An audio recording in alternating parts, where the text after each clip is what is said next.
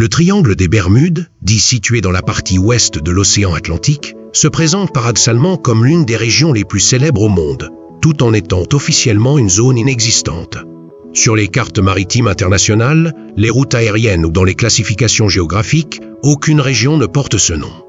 Néanmoins, les histoires de disparition racontées depuis des siècles ont rendu cette zone mentalement extrêmement réelle. Un questionnement fondamental se pose alors. Comment une région absente des cartes peut-elle provoquer une peur et une curiosité aussi intense à l'échelle mondiale? La réponse réside davantage dans la narration que dans la géographie.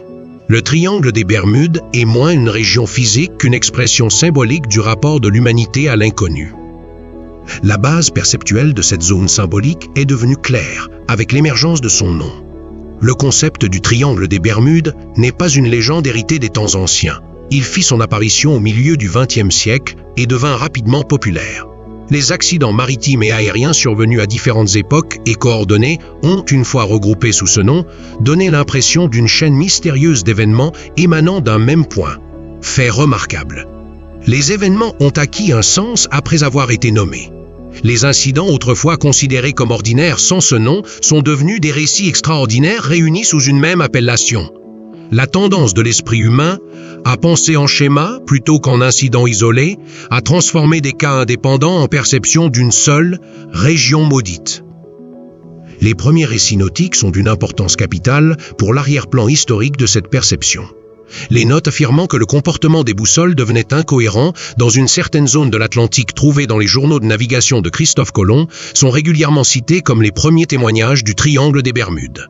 Pourtant, une distinction importante doit être faite ici. Les déviations magnétiques évoquées par Colomb, bien qu'inhabituelles pour les marins de son époque, sont désormais comprises comme des fluctuations naturelles du magnétisme. Malgré tout, ces récits ont favorisé une attitude prudente chez les marins envers la région. Pour les navires naviguant à la boussole et aux étoiles, de petites erreurs de direction pouvaient avoir de grandes conséquences. Une question critique s'impose dans ce contexte. Les premiers récits du triangle des Bermudes sont-ils surnaturels? Non. La plupart sont liés aux limites technologiques et aux conditions naturelles de l'époque. Avec le temps, les navires manquants devinrent le centre du récit. La caractéristique la plus mise en avant du triangle des Bermudes est la disparition présumée de navires. Mais tous ces navires ont-ils vraiment disparu dans cette zone? Les études historiques et statistiques montrent que certains incidents se sont produits à des coordonnées différentes.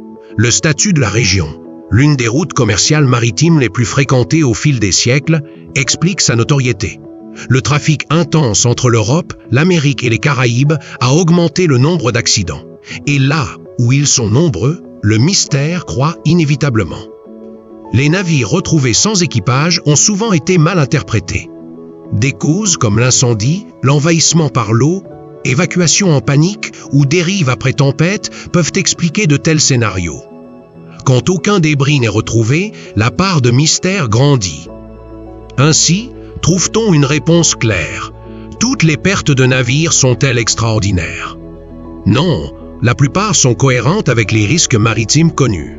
Quand le récit mystérieux passa de la mer au ciel, il prit encore plus d'ampleur. L'événement de Flight 19, rapporté en 1945, est considéré comme un tournant pour la légende du triangle des Bermudes. Des avions militaires en mission d'entraînement auraient perdu leur chemin et ne seraient jamais revenus lors d'une mission de routine. Depuis, une question revient souvent. Comment des appareils militaires modernes peuvent-ils simultanément perdre leur orientation? De nombreuses analyses suggèrent que des facteurs météorologiques, des erreurs de navigation et des facteurs humains ont pu jouer un rôle. Par ailleurs, le fait que des centaines de vols dans la même période et la même zone se soient déroulés sans incident montre un souvenir et une généralisation sélective des drames. Les déviations magnétiques sont au cœur de cette sélectivité. Elles ne sont pas propres au triangle des Bermudes. De nombreuses régions du monde présentent des différences entre le nord géographique et le nord magnétique. Autrefois mal comprises, ces déviations ont entraîné de sérieuses erreurs d'orientation avec les boussoles. Les systèmes de navigation modernes ont pratiquement éliminé ce problème, et l'absence de pertes comparables dans la région aujourd'hui est notable. Cela donne une réponse. Si le problème n'était qu'une question de magnétisme, les disparitions se produiraient-elles encore? Probablement oui, mais ce n'est pas le cas. Lorsque l'on approfondit le rôle des conditions naturelles, on constate que la région acceptée comme le triangle des Bermudes est l'une des zones météorologiques les plus actives au monde. tempêtes tropicales, changements soudains de pression, vents changeants constituaient de sérieuses menaces pour marins et pilotes avant les systèmes météorologiques modernes. Une question courante mais souvent négligée apparaît. Pourquoi certains bateaux ont-ils succombé à ces conditions tandis que d'autres ont survécu? La réponse est la part de hasard que contient la nature. Les tempêtes ne sont pas homogènes. Quelques kilomètres suffisent à faire la différence entre danger mortel et passage sûr. De plus, le Gulf Stream est l'un des facteurs les plus critiques mais les moins dramatisés de la région. Ce puissant courant peut transporter les épaves sur des centaines de kilomètres, alimentant les récits de disparition totale. En réalité, dans la plupart des cas, les traces existent, mais ne sont simplement pas au bon endroit. Une vérité s'impose. La nature n'a pas besoin de laisser de preuves dramatiques pour expliquer les événements. L'une des explications modernes avancées est la théorie du méthane. Des études en laboratoire montrent que des rejets massifs de gaz méthane depuis le fond marin pourraient réduire la flottabilité de l'eau et ainsi causer le naufrage de navires solides sans collision. Le problème est qu'il n'existe pas de données mesurées directes ou vérifiées concernant de tels rejets soudains et massifs dans le triangle des Bermudes. Il n'existe pas non plus de preuves fiables que des concentrations de méthane dans l'atmosphère puissent neutraliser les moteurs d'avion.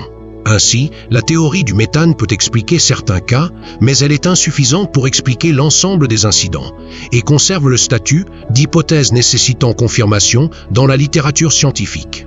Les limites des explications scientifiques ont été comblées par des récits plus spéculatifs, tels que les théories de décalage temporel ou de dimension. Les concepts de courbure du temps, de transition dimensionnelle ou d'univers parallèle, bien qu'infondés scientifiquement, ont une forte puissance psychologique. Une question essentielle: pourquoi des idées si peu fondées sont-elles si répandues? Parce que l'esprit humain tolère mal l'incertitude et trouve insatisfaisant le « on ne sait pas ». Les notions telles que le décalage temporel rendent l'inconnu compréhensible. L'acceptation en physique moderne que le temps n'est pas absolu alimente ces spéculations. Bien que les récits de bateaux n'ayant pas vieilli, de véhicules réapparus soudainement ou de ruptures dans la perception du temps proviennent pour la plupart de sources non confirmées, ils renforcent puissamment le caractère mystérieux. De même, le lien avec l'Atlantide est plus symbolique que scientifique. Cette relation est fondée non sur des découvertes archéologiques, mais sur des ressemblances mythologiques. Le récit de Platon sur l'Atlantide incarne la disparition soudaine d'une civilisation avancée. Le triangle des Bermudes matérialise la peur moderne de la disparition. Les données géologiques et archéologiques n'indiquent aucune civilisation avancée dans la région. Les recherches sous-marines n'ont pas révélé d'énergie ou de technologie remarquables. Néanmoins, le récit de l'Atlantide élève le triangle des Bermudes du statut simple de mystère géographique à une dimension mythique, produisant ainsi du sens plus que des preuves.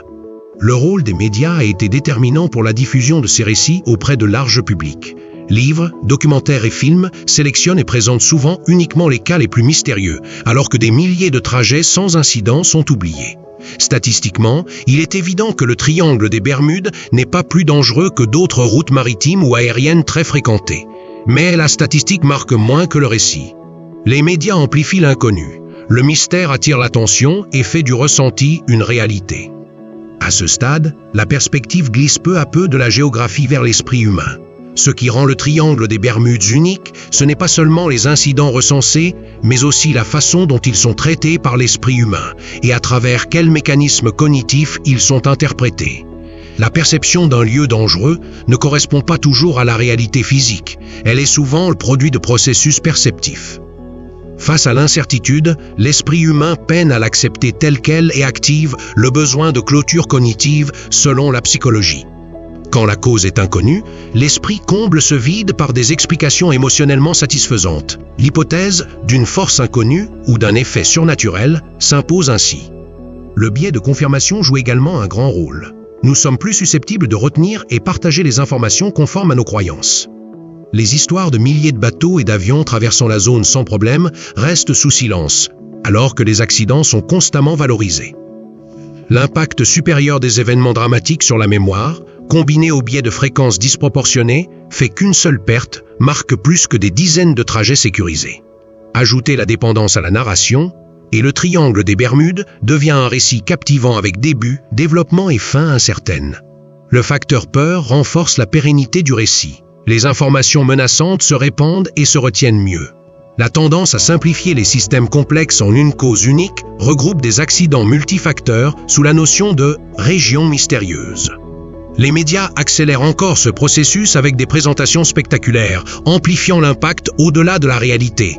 Au final, le triangle des Bermudes n'est pas seulement une zone sur la carte, c'est une réalité construite, alimentée et transmise de génération en génération par l'esprit humain. Les événements naturels, accidents historiques et incertitudes scientifiques se mêlent en un puissant récit collectif. C'est pourquoi, malgré toutes les explications scientifiques, cette question persiste.